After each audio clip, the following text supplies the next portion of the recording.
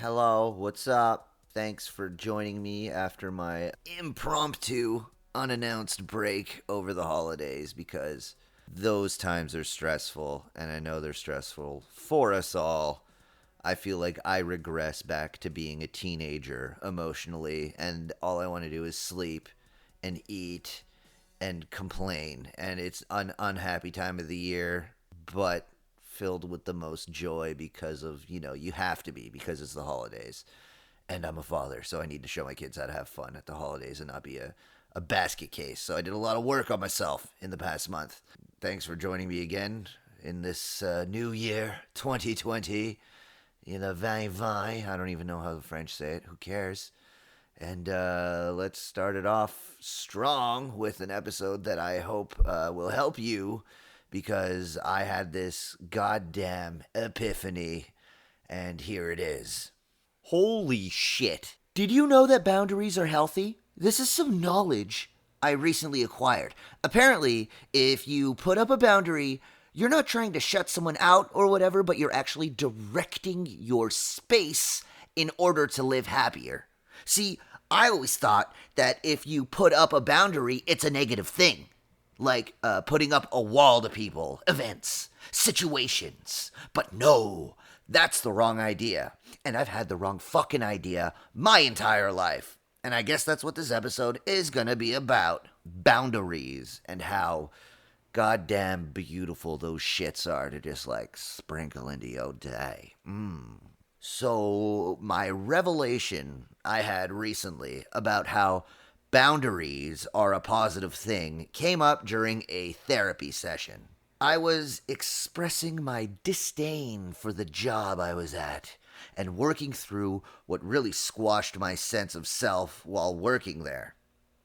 And it turns out is that all I did was say yes. I was saying yes to doubles, yes to 120-hour plus work weeks, saying yes to whatever was thrown at me. So my therapist and I decided that I needed to exercise the power of no. Now, this isn't something I was able to do naturally, because, I'm a people pleaser. I love making people happy. I love making people laugh, and in fact, I'm unsure a lot of the times how people feel around me, so I will try to make them laugh in order to like verify my existence. I'll stop at nothing to make you laugh, to feel validated or liked or whatever. It's sick, I know. But at least I'm trying not to like fuck you. I'm not like one of those guys who needs to be validated if you suck his dick. So fuck you. I'm funny, laugh. I'm not a pervert. Wow, that went dark. Anyways, my problem was saying yes. My solution was saying no. That was the solution. And what that was like the next time the homework I had was the next time that my boss asked something of me, that was like to anyone else logically or objectively speaking, a ridiculous request. But to me at the time, due to my unflinching stubbornness to do the right thing and not put up any boundaries, I would think this thing was a total reasonable thing to do, but I just had to say no to it instead of saying yes. Anyways, let me go into detail, shall I? Because I feel like I'm trying to get a point across here and it's not coming across. So this boss, okay, he starts shitting on me for something that is objectively not my fault. Okay, this is what I was trying to speak about. Subjectively, and also known as to him and to him only, this thing that pissed him off is something I'm completely responsible for, right? I am the wrongdoer here, and there's no way to get around it. Anyways, this shitting on me was like the straw that broke the camel's back, the turd that broke the turtle. No, you can't change that metaphor. Sorry, I don't know why I did that. And anyway, so this happens, right? And I start having a fucking full-on panic attack at work at the fucking rush hour, dude. Like, happy hour is in full effect. And if you look at my face, it's more like manic minute instead of happy hour. Sad seconds? No, I don't know. I'm trying to make that analogy thing work here, people. Anyway, so boom, full on like snot coming out of my nose, tears and shit, panic attack, and I run outside to hide. And guess what? I get chased. Big fucking drama ensues. And then the wave of insanity going through my head sort of passes, and I say, well, you know what? I'm not feeling very well. I'm gonna go home. And I think that was a reasonable request. Nah. Big nope, apparently. I'm then demanded to stay and finish the shift, which, by the way, it's like 6 p.m. at this point, and I had been there for 3 hours already, and my shift would end at around 5 a.m. after all the cleaning is done. I know, like, what the fuck was I doing with my life? I have kids, damn it. To this demand, I tried to practice my homework I decided with my therapist, and the man to stay whilst in the throes of a panic attack or anxiety attack was the perfect opportunity to exercise this new skill. So I say no. I implement the technique I am using to better my life, and I say no. Now, can you guess how that went? Pretty fucking terribly. Let's just say that that's the last time I ever talked to this person or set foot on the property of that restaurant. For sure.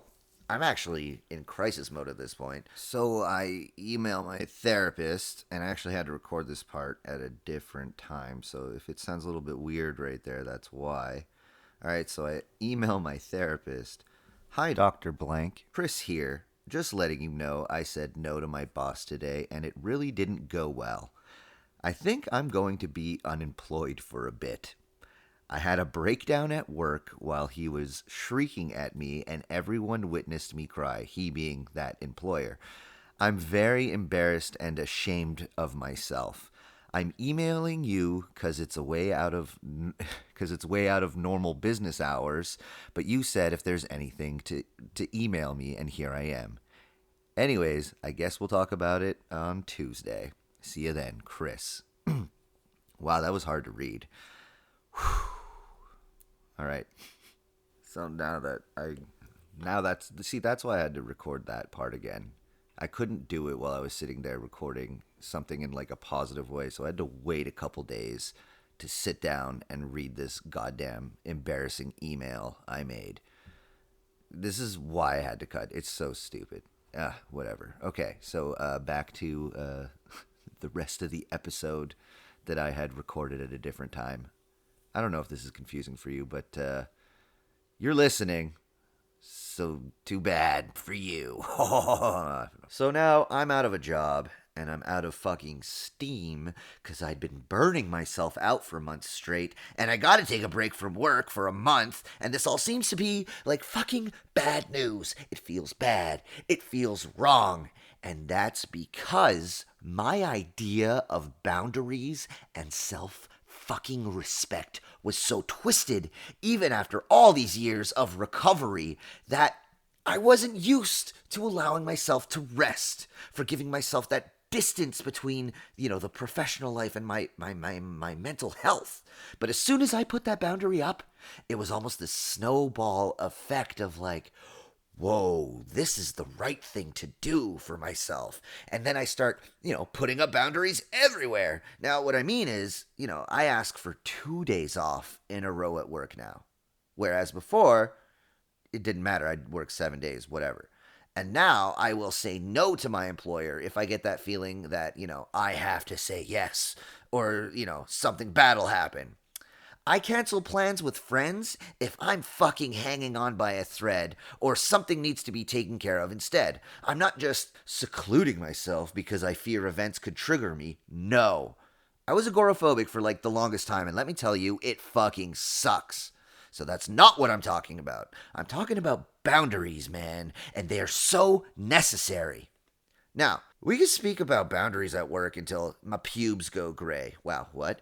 But, what is most helpful is boundaries within the personal life. Boundaries are self-care. Self-discipline is self-care. But this shit I see sometimes on the internet of people pigging out on bullshit food or breaking their bank going like shopping therapy, it is not self-care. It's self-sabotage, and I don't want any of you listeners to get the wrong idea. So how can I break this down into like some formula that might communicate this better? Okay, let's take a goal. A goal. Let's say for the sake of argument, it's to get some muscle tone in you. You want to be muscular. That's literally a goal of mine. I want to be muscular. So now you got to plan out some action steps to achieve that goal, right? You've heard people use action steps before because goals don't come to you. You go to them. That's why it's called a goal. You go to them. No, I don't know, it's not, but don't tell anybody if I'm wrong, please. You take your action steps, work out every day, do 10 sit-ups a day, lift weights for a bit, and, yeah, those are action steps. They sound like action steps. But let's look between the lines on these action steps, shall we? Because that's where we can sprinkle in some magic boundary dust on this bitch and make these goals happen. So, work out every day is your action step to becoming more toned. Great. How the fuck are you gonna work out every day? That sounds goddamn impossible, right? Well, hey now, don't forget our new little secret weapon, boundaries. Now, here's a starter boundary. Workouts are from 7 p.m. to 7:15 p.m. Reasonable. 15 minutes every day? I think that starts to sound possible. I can do 15 minutes a day, right? Yeah. Well, now let's put some more boundaries on that. What? What are you talking about? Boundaries on your boundaries? Yes. Okay, let's say you have a friend who wants to meet up for dinner at 6, and you know that you guys are going to be like blah, blah, blah, blah, blah all night. So you say, meh, I'll just do my workout when I get home. But then when you get home, you realize that you're tired as fuck. And you didn't really want to stay out that late. And now you did. And now you can't move really. So you don't really want to work out. So you go to bed. And you go to sleep. We forgot to slide in our second boundary. All right, so here's the solution.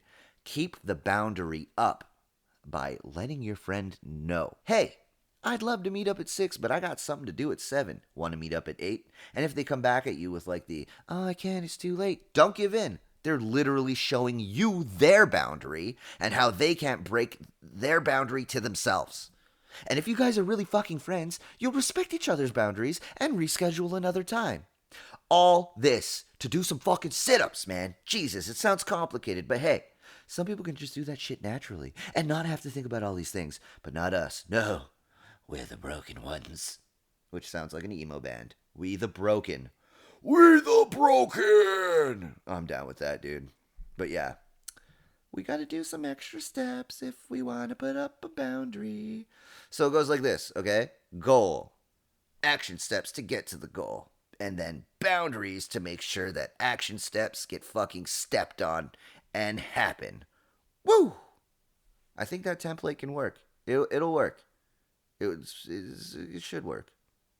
This has been a much shorter episode than I'm used to. Anyway, so please send over an MP3 to chris@chriscavender.com so we can hash this out together. Boundaries, yay or nay? Do I have a distorted sense of them? Let me know.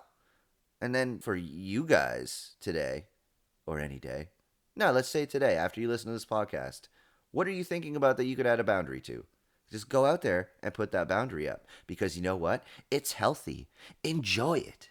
Don't do shit that makes you sad. Do the shit that makes you feel alive. Yeah.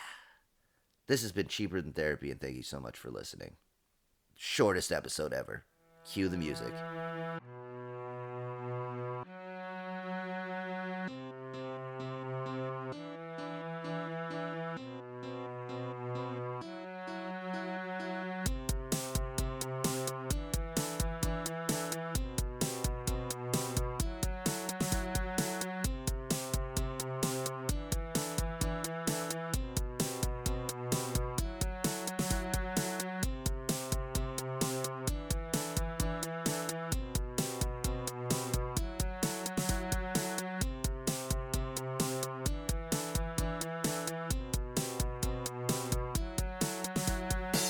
Okay, the episode's over now. You can stop listening.